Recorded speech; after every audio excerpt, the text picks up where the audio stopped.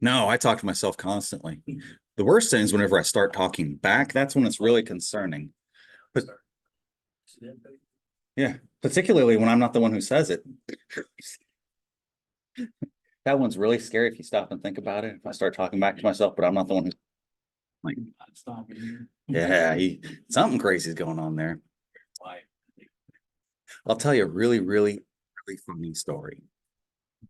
I'll wait just a minute to do it though. Say spotlight. No, it's not gonna do that. We'll do like that. Not kind of see what.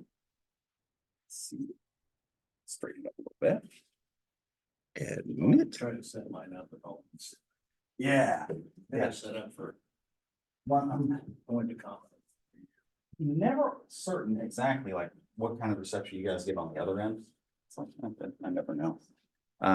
But sometimes I get some weird stuff. Like I haven't had it happen in one of my classes, but I had a teaching thing where I was teaching to some students how to do some analyses. And I recorded the thing. And I go to get to the recording to get into it. It's like there's only like 10 minutes into it, just goes black. And it's just from there on out, it's like the rest of the meeting, I guess it was still recorded, but somehow, even though we could still see each other and everything, all it got was like a black screen. So hopefully you guys aren't counting that live. I'm gonna talk with you all about a couple of things. And one of those is I need to double check to make sure, because I had a student email me last week that I hadn't. For the classes we had, I have recorded those. I will get those up in Blackboard, but I'm running behind. My schedule has been kind of rough the last week. Let's see here. We need to talk about stuffs. So today, what I want to do is a couple of things. First, I want to do this right here so you guys can see the screen. See screen. So you're not just staring at the blank whiteboard right now. All right, so that link is in there. What I'll do eventually is I'll pop in another link over here to say class videos. So if you miss something, click and watch. We got that. We also need to go into the syllabus, which since my schedule has been horrible, I need to update. But we'll talk about that because we need to talk about quiz and term paper. All right. So quiz, what we'll do is I'll probably open that up next class. It'll be up here in Blackboard. I tend to do my quizzes in here pretty, how would I want to say it? Usually I give 3 attempts. Depending on the number of questions, I range in the amount of time. Usually it's about an hour because it's like 20 questions, something like that, if that, depending on how much stuff we covered. So you'll have 3 attempts, at least 1 hour to do it. If there's any essays on it, usually I go untimed entirely because I want you to take your time to write out a good essay. I don't know if I'll do that in here. What I'm going to do is I'm going to sit down and really go through and see what the big points are you really need to take with you. And some of that stuff we're going to be doing today in terms of I want to show you whenever I talk about theories, it's like it's not waxing poetic. Sometimes it may seem like that. Or like I don't know how to say it. You're dealing with something that isn't real. And so this will going to help with that, make it a little bit more substantive, more tangible. So we'll start there. When we get to the term paper, I'll talk about that real quick first, because that'll deal with both of these things. I want you to do here's something a little bit different than what we've done here in class. What we're going to do is, it says 100 points there. I may break that up into different sections to show you how to develop a paper, because I think that sometimes you might need that. Not for this level. Start thinking about next levels or whatever you're going to do whenever you finish this. It's like being ready for that's probably a good thing to start thinking about. We'll start showing you how to do some more stuff that's a bit more. If you were to take a project and develop it yourself, what would that look like? If you're going to do it in research terms, it's like, yeah, you get that in methods, but to some degree that's going to be in here too, because that's in theory that drives methods, just like methods is going to be influenced in theory. So we're going to break the term paper up into smaller parts. I haven't decided whether to make those smaller parts worth points, if I'll make the term paper due in terms of at the middle of the semester and make it worth like half credit as initial grad or something like that. We'll play with that a little bit. We'll see how you guys feel about that whenever I got one. We'll sit down and make sure everybody's here that day. Or it's enough survey or something, so I get some feedback, because I want to see that. So when it's due the 4th. I have it. April Fool's Day. I have it listed as that. Yes. The reason that one's there and so early because that last month is revision. Right?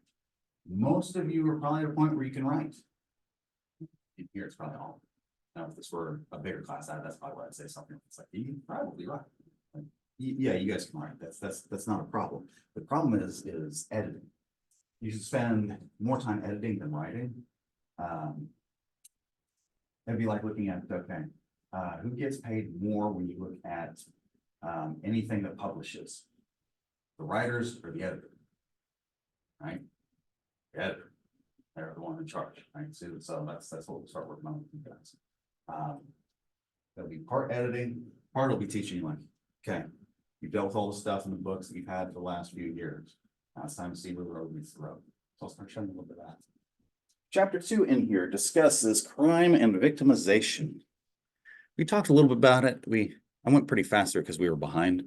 I'll pull that back. Did I download that? I can't remember. We'll just download it anyway. That's chapter 2. Then we'll move into chapter 3, which is where I think they start getting into victimization. There's a heavy overlap between the two, but we'll show you what we mean and how to start getting information. How to become dangerous. Okay, so download it. It's not to save those as PDFs for this class. Usually I'll put them as PDFs because they render a little bit better. Okay. Various forms of crime data. Last time I talked to you about the differences in UCR,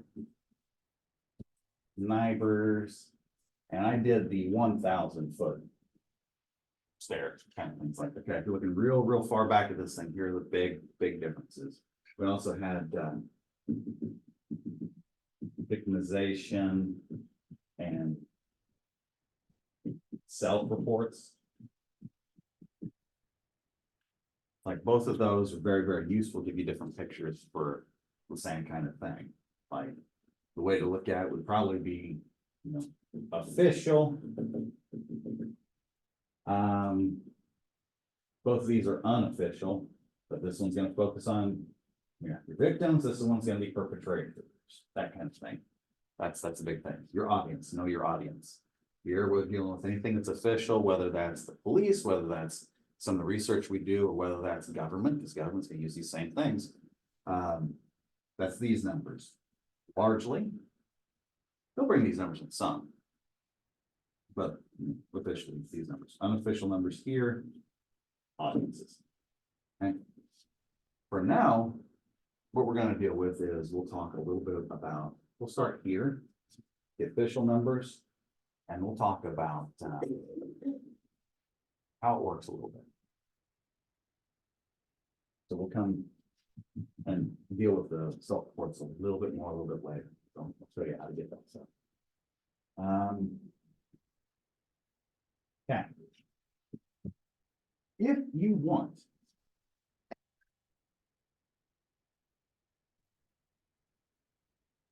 numbers, go. Okay. Hold on to that thought for a second. I don't know if you guys can see this very well. No, I can't catch you. Maybe I'll move this a little bit. So what I want you thinking about is it mentions on the screen that's being shared. Primary sources of data. Primary sources of crime data are surveyed in official records. Uniform Crime Report, Part 1 and Part 2. Okay. So first thing in defining anything is you start with the big thing, and then you go to any other terms that might come up. So we got Part 1 and Part 2. Okay. Violent crime, all other crimes. It also mentions arrest data, but issues, we don't really care about them. Okay, so those numbers are real numbers that really exist, right? If I want to know these numbers, where do I go find them? Well, those ones really existed. They've been reported though, right? Yeah, where do I go find those numbers? Where are they reported at? Ah, it's a phishing thing, right? No. No, Is it I'm teaching. broken down by the different categories, like part 1, part 2? Oh, yeah, it's broken down all like that. Yeah. Yeah. Oh, there you go. Yeah. He's one I was talking to recently.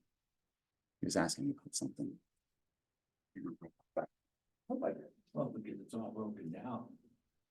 For that, for the different types of crime, the number. Watch. Oh, I'll actually show you something. Okay. Welcome. If you just joined class, so what we're doing today is something a little bit fun.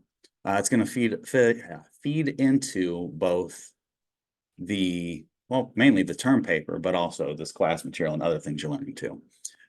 Here, let's show you this website.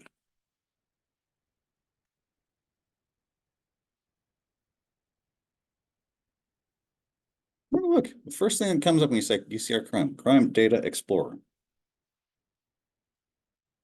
Okay. Yeah, I guess go ahead. Know my location. That's just fun. I'm at work. you're asking, you're on the internet. Yeah, I'm literally asking where. Yeah.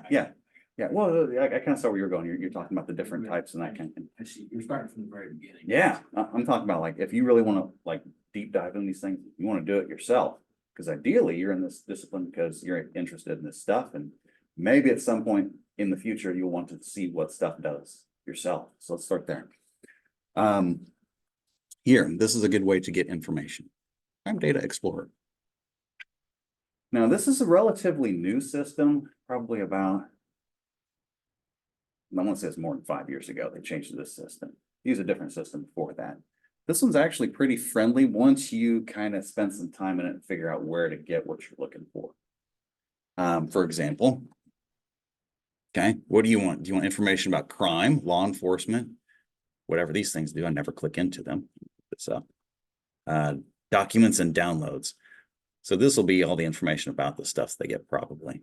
Like, here's where we got this information from. Here's how we collected it, that kind of stuff. Data sets. Crime, hate crime, arrest, quarterly report, use of force, suicide data collection. All those are different kinds of things that they'll let you do pretty easily, right? You want to do, probably, start here. Where do you want to look? That's going to be part of it, okay? So when we talk about theories, this book will give you one scheme, right? What it's going to try to do is it largely tries to go about it this way. How would I want to draw it?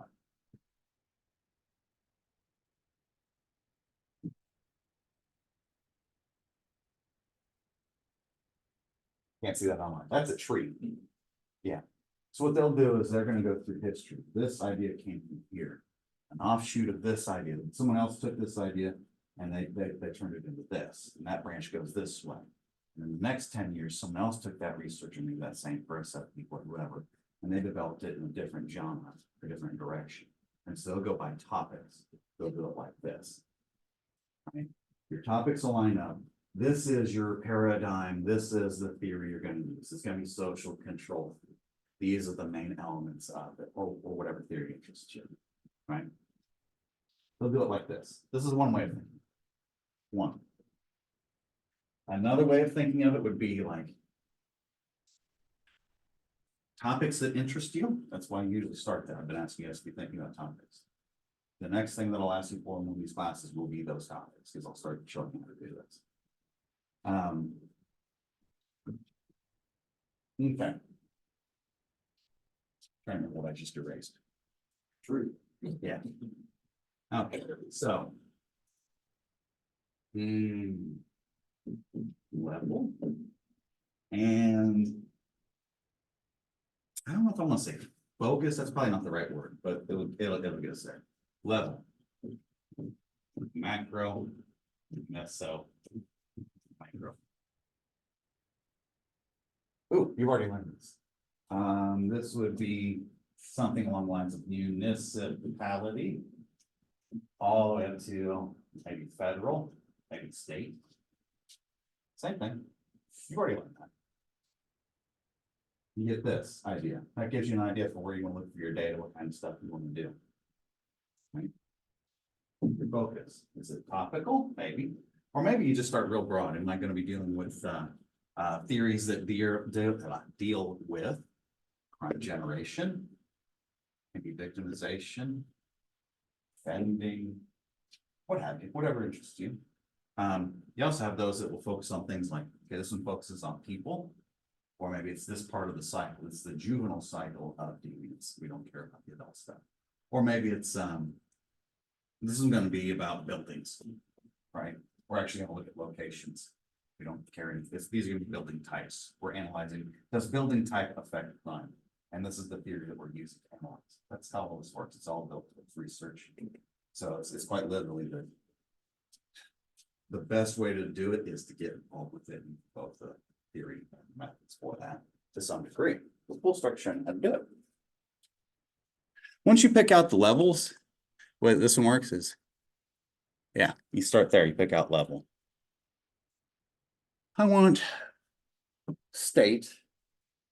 I want, we'll say, Oklahoma. What years? Oh, I don't care about agency. What year? Goes all the way to 21. Looks like they got a few years in here. Say 22. Estimate crime statistics are based on 461. Oh, that's good information to have. Okay. Notice as I changed that, the stuff down here changed too. Say UCR, the Oklahoma UCR page. Okay. So Something to be interesting to look at is when they had the pandemic, what the big difference was in the reporting and all that stuff. yeah. It's like a bomb. Well, I mean, like. Depending on the crime, it looks like a bomb. Yeah. If it was less or. They'll show you trends, right? These are all reports. They're going to give you numbers. They won't give you the actual data though. If you want to do that, you'd have to change it back into data, analyze it. There are ways to download that though. I'll show you that. Let's see, these are violence, all violent crimes. About the data, where is this link at? I might have to go to the Oklahoma one up here. And so you're gonna have to navigate sites like this to figure out where is it quite directly. Okay, come over here. Uniform crime report. Boom.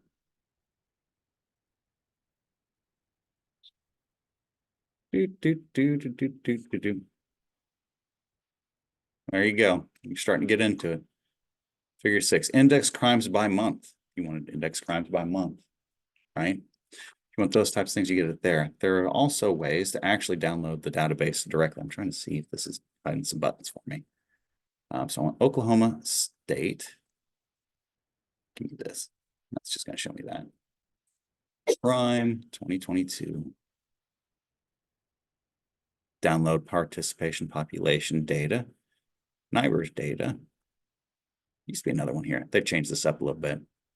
Like that one. You can download the data there. When you start downloading is when you start actually running it. So let's go with, let's say, download NIBRS data. See where that takes me. That's what I wanted. This is the page I actually wanted, right? Now that I'm on this page, okay, do you want NIBRS? Okay, click here, download full list of files. They have to give you a list of the files. That's how many files there are. Right? This is all data diving. Not theory, but guess what? If you want to generate theory, you start with data. Let's see here. I want to say publication table. Crime instance. That'll get us there. It's not quite the same thing. They've changed this a little bit. I'd want to spend more time to find the one that's just for UCR stuff. But this will get us more data than what we're actually looking for. Download the Oklahoma file. That'll take a minute.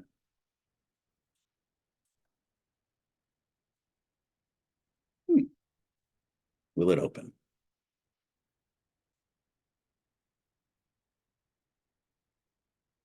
Boom.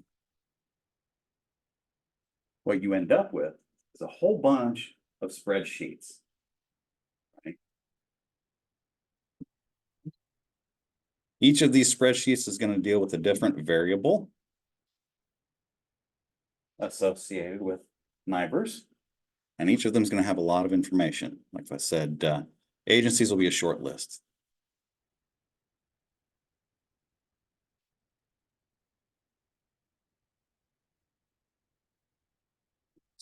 Yeah, don't show that.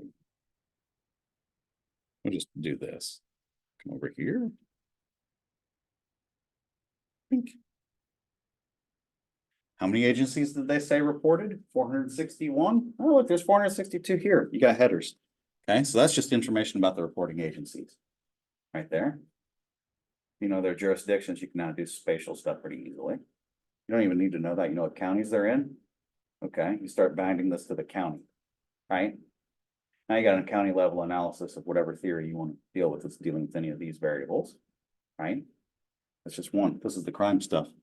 All the other variables that we deal with in here, it's like some of those will have data you can go and publicly access to create those things, to see if what was proposed, whether it was 5 years ago, 5 minutes ago, or 50 years ago, does it still work? You can go test this stuff right now. You start doing this, guess what? You got a research paper. Guess what happens after that? This is no longer just an education. The value of it just massively increased because now you've got work to show behind it that's above and beyond. This is a huge opportunity. Be thinking about projects, not in terms of projects itself, in terms of ideas that interest you. We'll walk through a lit review on it. I'll show you the theories on it. You'll learn those. I'll show you some of this stuff too. Okay. How does that actually work? It's math for the easy stuff. I'll show you. So this was agencies. We'll say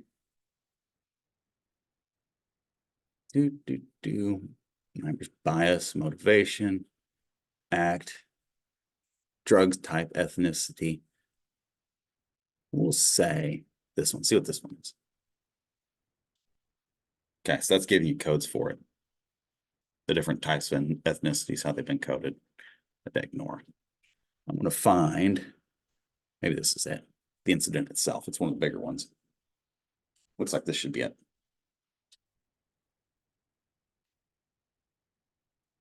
This first. Okay. Incident IDs. They look to be pretty unique. How many are here? Yeah, 213,000. Yeah, that sounds like incidences. So these will be all of our incidences for this, right? It's got your dates, status, accepted, warnings, Okay, so this is just very, very, very brief information about it. Each of these will give you more of those informations. You have to bind all these things together before you analyze it, depending on what you want to analyze. So much information that you'd want to pick the specific spreadsheets you'd want to use here rather than putting it all together first, because it won't run that way. It'd be too much to do. Okay.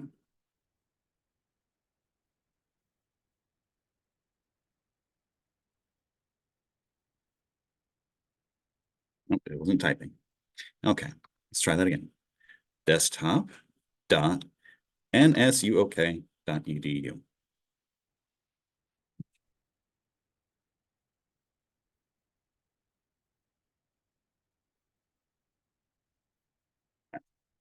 You guys ever seen this web page before? Desktop.nsuok.edu. No.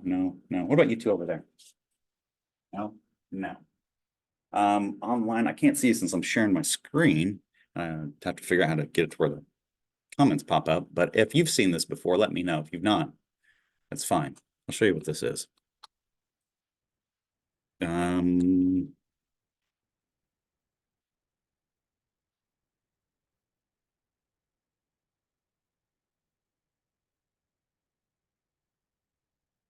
Almost information overload. I know. All that stuff. That's why I'm recording it. I'm gonna post it out online so you go back and look at it. Yeah. Right? Well, look at that. What do you see on that screen? You see your start button, your web browsers, all that kind of crap. You see a start button and all that other crap. This is a remote desktop. You go into this website, you sign in, you are now on a computer that is a virtual computer. You now have access to all the processing power of a computer. on whatever you're working on. I don't know if it works with phones. I know you guys have phones a lot. I've yet to try to see if it pops up in virtual keyboard. If it does, that means you have full access to a computer processing power while on your phone. If it doesn't, then it probably doesn't work at all, right? But beside that, what this does is this gives you more power than you've ever realized in your entire life. And most people won't realize it in the entire course of theirs, because this gives you access to things like, let's see if it's in here. If they, oh, I don't see it now. Let's see if it's in here, if they took it out. It was in here before. They took it out. Them sons of guns. That was an extremely powerful tool. I'll have to show you a backup one. Okay. It's not a method class. I'm not going to talk too much about it. Basically, what it is, it's a program that runs the stats for you. You don't do any calculations. You put the data in, and you tell it how you want it to run. There are others. That is really disappointing. Why is that not in here? What about this one? Because this is what I used it for. GIS. So you're not even giving me ArcGIS anymore. That can't be right. Yeah, when they did updates, I don't know if it's this computer or what the deal is. Because just last week it had those things in it. They must have done something. Well, fine, be that way. I'll show you this one. Free alternative to IBM SPSS. What this one would do is, there's a little screen right there as it'll kind of show you. It looks almost exactly like Excel, except for instead of having the commands that you have in Excel, it gives you ones like, okay, I want the frequencies for this, or I want the statistics associated with whatever statistical analysis you want. So you can quite literally see, okay, what here is significant, what here isn't, what things actually affect the variables we're studying, which ones don't. Once you understand theory, you can start testing theory. Now you've started replicating theory. Now you've started advancing the field. That's how you do it. Do you like that information? It was a lot, I know. It'd be a lot more helpful if that program's up, because I'd literally show you. It's literally just a few clicks. So it's basically just telling you, like, you put down what you think, what your theory is. Mm-hmm. And then you get in there and you look for data that supports your theory. Well, Is what really, yes, really close to that. So basically what you do is you start with whatever interests you, literally whatever interests you. I had a student talk to me earlier this semester about sex crimes against animals. It's like, okay, that's a wild one. Maybe we'll get there eventually. We'll start with something a little easier. In that similar vein, and we'll develop it, and I'll show you how it works. As you're doing it, you find you like it, and there is some type of desire in the field for that. Yeah, you hit that. You hit that hard. Start with the simple stuff first, learn how it works. With this, it's as simple as this. Find an area you're interested in. It can be as wide or as specific as you want. And there's a discussion, see what we can do. Right? At that point in time, you're bringing me work. Right? I say me, it doesn't have to be me, it can be any one of the faculty members here, any one of us. But yeah, you do that. You have now something tangible attached to your name that you're going to do. Right? That's good for you, because yeah, that's how this whole thing should be working, right? Plus we advance yourself. Yes. Any like types of cases we're interested in, or like specific? If you're interested in legal stuff, you're interested in specific type of cases, start there. Yeah, send me that. Because I can probably think about, some maybe correlate areas where you kind of touch on some similar things that you're seeing there. The issue is. Yeah, that's fine. It's just, it starts with ideas, and it's a conversation, develop it out. Once you've got the idea, you start looking to see what other people have said about it. Right? When you see that, you're also going to see what theories they use. Right? When you see that, you're going to see how other people have used that theory for that. That's the knowledge you need to start gaining. That's really hard to get to. They start this way by teaching the theory, right? They'll take 2 years teaching that. Like that's what a book will do. I'm gonna start getting you in it, and then you're gonna start doing it. Right? It'll be rough. You'll feel uncertain at times, right? That's part of it. Only through practice does that go away. Right? Starts here with the work. You figure out what you want to do, you figure out if you like it. And if it is something you like, you can run with it, and this way you got a career. Like that's just one option. You don't have to do that one though, but there are plenty of options. We'll give you this one though, as a test run to see if you like it, because that's what we should be doing, right? Seems like fun. You guys up for that? Cool. All right, this is a small class. I would like to see if I get 100% of you involved in research stuff. It doesn't have to be, but it'll be one of those things that, How would you know if the topic's already been done? oh, all topics have already been done. So We're just adding to it. Is all yeah, we're so doing. that's. I didn't do it in here. I did it in my graphic. I should be able to find it, take me a front time. There is very little in the way of ideas that are new. I can show you a book that was written 100 years ago, proposed like 30 years worth of theory. And it's just in their last chapter where they are literally waxing poetic about future directions for the field, right? There isn't much in the way of new ideas. The best place to do it is to find new perspectives, because with that, you generate more than just one new idea. You generate a whole new way of thinking about things. And I can show you where the theorists did that. I mean, that's a number of theories we're going to talk about here. That's exactly what those things do. Whether you're talking Durkheim, talking about people dying because they're no longer attached to community, or whether you're talking social disorganization, like immigrant waste, again, how do we adapt? Or whether you're talking control theory and how the institutions you join, you don't just join them, you make them a part of you, right? Or whether you're talking spatial stuff or any number of these other things. It's like, you can dial it down to a single sentence. We'll get to where you can rattle that off pretty easy. What I want you to be able to do by the time you leave this class is you can write a couple of pages just on that specific theory. It's not much to ask, but if you can write out a solid couple of pages about one theory, you're already ahead of most people, right? And people know how theory even works. I had to talk to you an hour about that. By the time you're done doing it, you'll understand it. Cool. I have a little bit of method to this, but there is some madness. Only one person chuckled at that. That really worries me. You guys like this as a thought? You guys want to try this? It's not asking a lot. It may seem like it. It isn't. Is there like a program that you? how do you do There are a few programs. I have a few programs and I'll show you guys how to work on this stuff. that? Yeah. That remote desktop, if that still had it on there, you guys would have a meeting access. Fill in the blank, it won't be that hard. It's not quite fill in the blank, but it is pretty close. It'll be, okay, tell this program to recognize this file. Here are the directions. Okay, now that you've done them, click these buttons. Okay, here's what that analysis actually did. We'll talk about that one meetings if you want to develop a project or in methods, if you take methods. Right, you'll get it one way or another. It's just if you do the project, not only do you get both, you get a whole lot more. Right. Cool. Okay.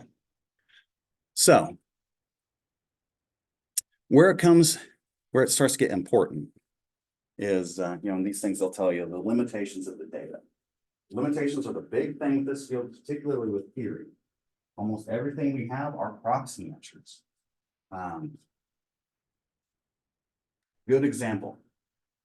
Socioeconomic status is one of the biggest correlates to crime, to quality of life, to everything.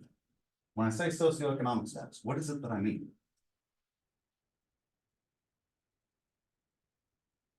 Economics has to do with money or standing in the community. Yeah, it's both of those, right? And so you're trying to get that. How do you fit in with the rest of the world, right? Are you doing well or not? Because if you're not doing well, you're not doing well on multiple fronts. Basically what it is how when we get to actually measuring it, you have the theory side and you get to how we measure it. We'll look at income, we'll look at education level, we'll look at, education, income, I'm forgetting a few others, but stuff like that. You bring those things together. It's not that it's just your education or just your income or just, your occupation type. Some occupations are viewed better than others, even though some don't all make the same, right? And so you've got to put all those things together to be able to figure out, okay, when we're talking about socioeconomic status and its relationship to this theory, here's what we're actually talking about, right? And not only are we talking about this concept that people throw around all the time, there are literal numbers over there telling you exactly what that number is. and I can plug it into a model and tell me exactly what those thresholds are when it does whatever it does, right? Does it actually happen? Does this rehabilitation thing that they say in this theory would be the ideal thing to fix this problem? Does it actually work? No one knows. Nothing's 100%. Yeah. Yeah, and then so where's the acceptable? Is it Yeah. how far up, how far back? How is it in relation to other programs? Is it done better or worse? And those are all different papers, right? That's just only one thing. Everything's like that. Okay. So you have different ways of going about it. The stuff that's already available is the easiest. That's why we start with UCR stuff, because it's already available. I literally go in there and I download an Excel file and I tell it to read it. I don't have to change anything. I don't have to set anything up. That's almost a different lesson about how to set up Excel files so that you have, cases and variables. But if you decide that you want to take a project on, I'll show you how to do that. Could you imagine how hard that would have been without a computer? Impossible. Impossible. Yeah. The reason why I brought this up in here. Yes, you benefit. Two, you learn more and be able to put it together and you'll learn it better. Beyond that, how important is it to understand that this is underlying this? Particularly for this class, it is of the utmost importance because if I said something like, we'll take something abstract in nature, not even theoretical, I said rape culture. Are there places where there is a culture that fosters rape? There will be people who will argue with you and say no, that it isn't even a problem, right? Then you have the realistic aspect of it. It's like, okay, you say that it's not a problem because of maybe this number or whatever you're looking at. Okay. There's a limitation to numbers. If I want to know whether something really exists or not, it's like you can study it. If you do it right, you'll understand it. If you don't, you'll get it wrong and you'll have to learn more. Okay?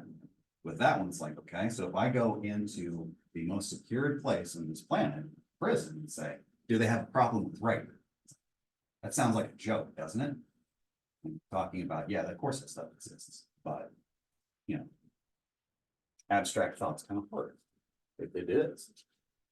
Yeah, and these things are real. It's just they won't. When you deal with abstracts, people have a hard time with that. Okay, so we don't need to tell you any more about how to evaluate the data, that kind of thing. As we're working on those papers in here, I'll start telling you about it.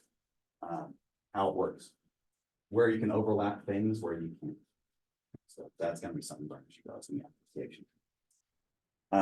From there, discussion, crime trends. Yeah, we can talk about trends, different types of analysis, and patterns and that kind of stuff. Is there anything I really need to tell you? I didn't tell you already about this. No, that was probably the big thing you need to see, because it wasn't until I was teaching some other students I realized you guys have never seen this before. Yeah, you need to. Okay, so that's that one. Now we'll talk about some of the victimization stuff. Before I download something else, let's see if I already downloaded it. 2, 3. Nope, that's not the one I want to click. Maybe it is. That is the right chapter. Guess we can do it that way. Okay, victimology is its own genre. And that's where you just focus on the victim side of things. Here's where we're talking about costs. I think I talked with you costs last time. Did we talk about, here we go, not legal costs. This kind of stuff, the nature of crime itself, ecology. Okay, so we'll talk about this. This is its own branch out of that tree. Most where you'll see this are things like your crime analysis, anything that's tied to crime analysis. They're probably doing stuff like this. Right, you're looking at time, space, location types, access, opportunity structures. So a lot of your opportunity theories will focus in on, well, you're talking about the victimization side of things, but they'll focus in on seasonal variations, things like that, the daytime, where these establishments are.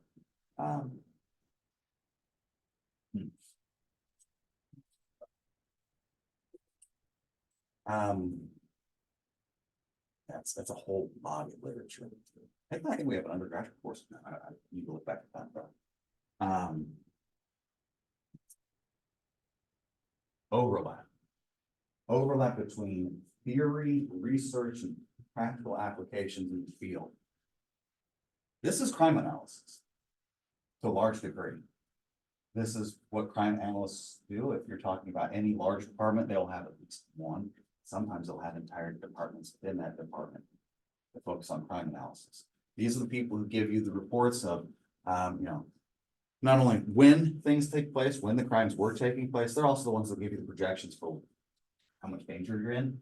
We'll expect X number of crimes during these hours. These are hot hours. These are hot days or hot times, hot locations, right? These are the ones that help direct where things are going sometimes too. So you'll see it, like you can see it in terms of theory here. You'll see it in terms of research and methods. You'll see it in the field if you go into crime analysis. If you're working as a regular police officer, walking a beat, you've got a big department, they'll give you these kinds of reports and information on how to help you direct your patrol, right? Same thing.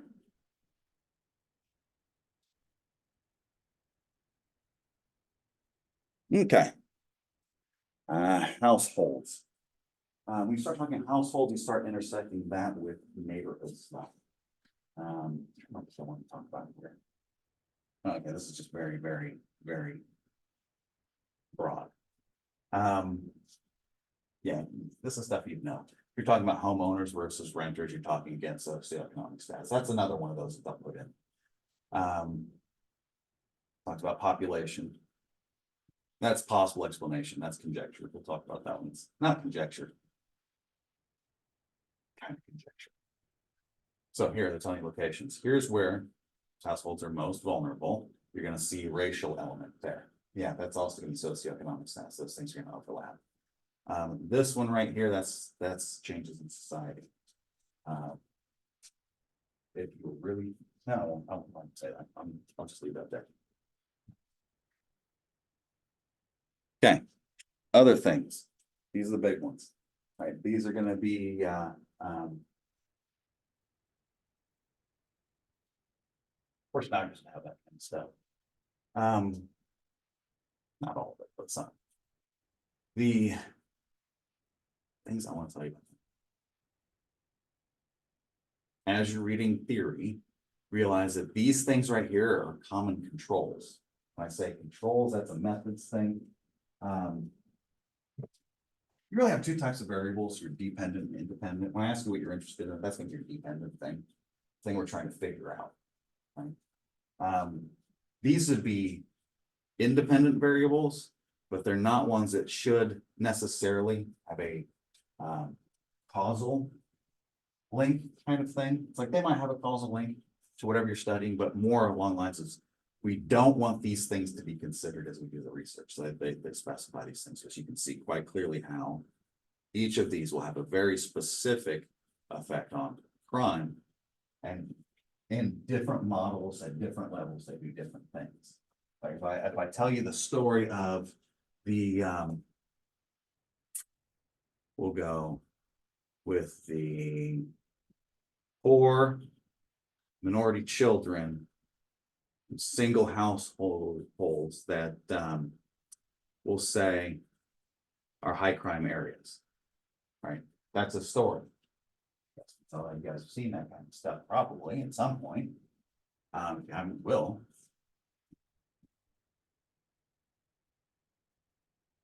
That might not always look the same way when you start looking at different levels or different things, right? Like would say like that fear thing. You're dealing with a different topic, fear.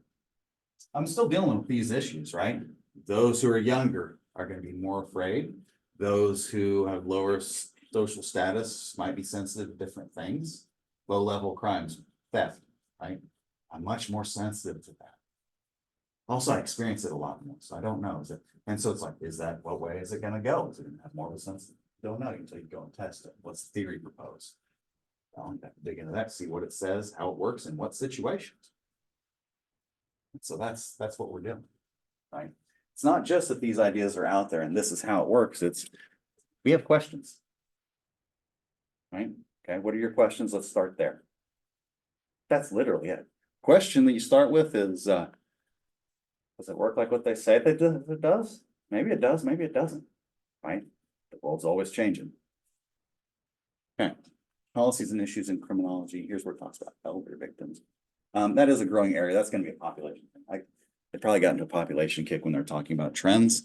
And that's what it is they're talking about, decreased reproduction in humans, particularly in Western countries. And the fact that with that decreased reproduction, like, oh, what you end up is your population shifts older. And as that happens over time, it's like, okay, how many people are productive? How many people does it take to keep society going? Right? It'd almost be like saying, how many generations would it take with or not even that, because it'd just be one generation. How many people within one generation not reproducing or putting ideas forward like they should, does it take for there to be new dark ages? One, right? So they're in a population kick. We're talking about that there. So basically that's another evolving area of criminal justice would be the way to look at it. As population shifts, things that are important change too. So that's why they're talking about this now. Okay, victims and criminals. Here's where it talks about some of the victimization stuff. There are victimization theories. There's a whole series of those. I want to say in this chapter, they start to get into it. I won't get into it today, but you start talking about opportunities and just lifestyles, that kind of stuff. Here you'll see there are some differences in males and females. For example, the victimization by a stranger, that's males, right? Acquaintances as females, more common females, right? More likely to be victimized by acquaintance, intimate partner, yeah. You could talk about the behaviors that lead to those types of things if you wanted to, but when you start talking about that, then you're back to that individual level, which is really hard to do at this field. So you get numbers. Okay. Crimes tend to be intra-racial. That's a common one. Actually, we're talking about stereotypes. You were to dig into those numbers in NIGRS, you'll see just how I don't say how bad it is. I mean, it's all bad, but the vast majority is going to be within race. That cross-racial thing where that's black on white, white on black, Hispanic on what it doesn't really look like that. People tend to aggregate together, right? Whether you're talking about peoples, cultures, places, all those things are going to be bound. I think I'll leave that as that for now. We'll get into more of that stuff as we start talking theories. It's just moving. Yeah, there we go. What are some reasons why males are more likely to be victimized by a stranger and females more likely to be victimized by someone they know? Well, let's actually ask that one for the next 3 minutes. Why do you think that is?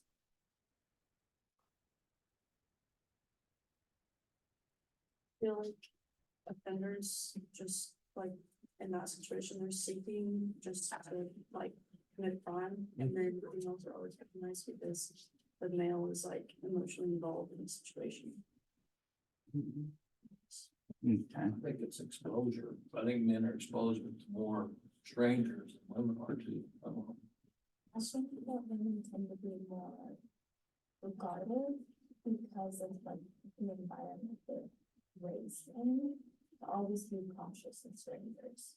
Whereas I think men don't get as much of that or drilled into them. Yeah.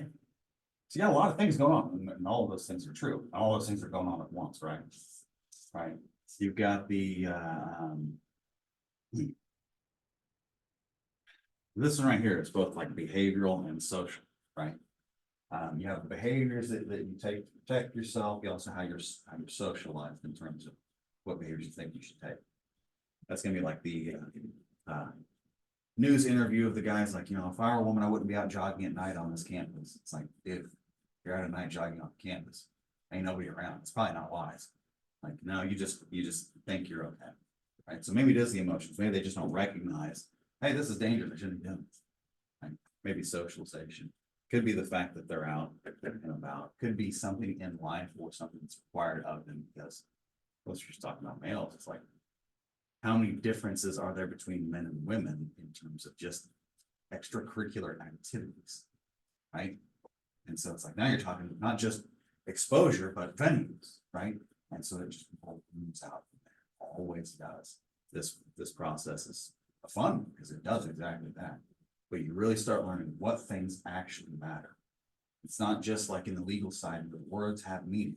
It's, okay, not only do these things have meanings, what works? And sometimes it's really hard to figure out.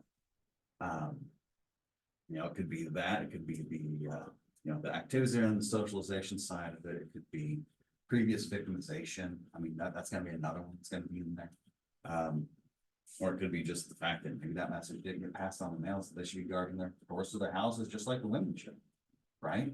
Because, hey, sometimes people come in and they want to do bad stuff.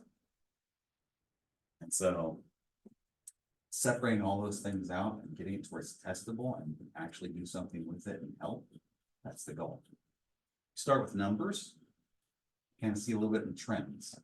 We'll dig into the victimization theories next time. Be ready to talk about areas that interest you. And we'll kick off. Cool? Productive day? Feel like you learned some stuff? Feel like that most classes? Yeah, good. Thank you. If I get to where it's like, whoa, just say something. Because I do jump around a lot. That's just how I work. If I'm working, I don't know if it works. You have to let me know that. That's one you guys will tell us.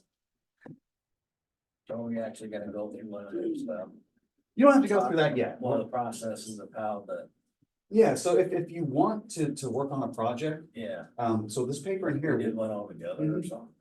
you can do that too. So what will happen is everyone's developing their individual papers. Yeah, everybody's up to get out of here. They have not, I guess. So as everyone's developing their individual papers, they'll get more content area for their area, their theory. Yeah. Yes.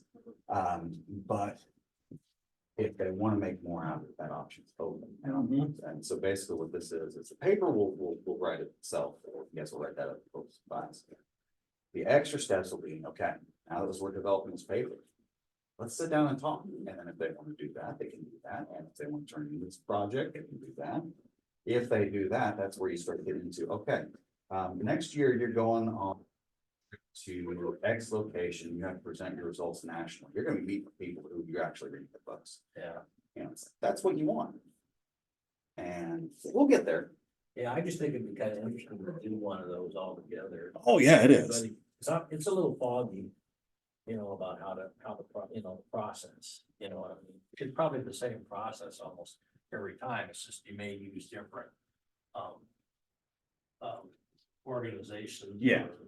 Or UCR and Mhm. what's that one, the victimization one, there's a. NCBS, that's the National Crime Victimization Yeah, Survey. we didn't talk about that. Yeah, so that's the big one. That one's also publicly accessible. And I can show you where you guys this Yeah, stuff. that's one that's like a survey thing. Yeah. Yeah, so different collection method, but it'll come up in here when we're studying on certain theories, whether they're victimization or if it's the Alright. some of the variables that they measure come into other theories too. But we'll pick up with that next time. Yeah, my pleasure. And then see you online. Yeah. Well, thank you all, and I will catch you all next time. Bye.